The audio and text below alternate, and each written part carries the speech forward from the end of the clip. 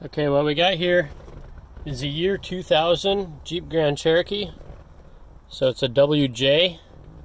Trying to replace the heater core. I did watch the video by Brian's Mobile One. I'm mostly only making this video to say if you're thinking about doing this, you better think real hard, because I think Brian's video is really good, but I still cannot remove this dash.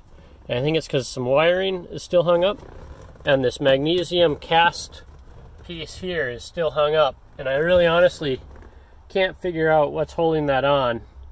And I'm really actually not bad at this sort of thing. I'm not going to say I'm the best, but I've removed just about everything that I can think of, including that top piece, just to see if there was something I was missing.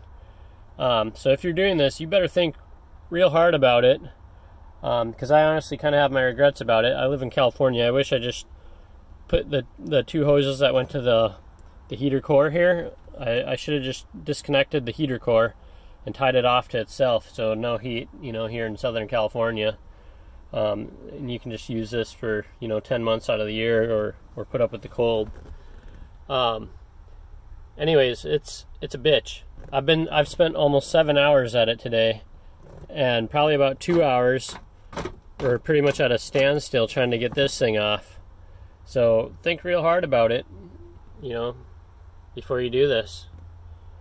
I kind of think it's the wiring harness. There's a big fat wire right here.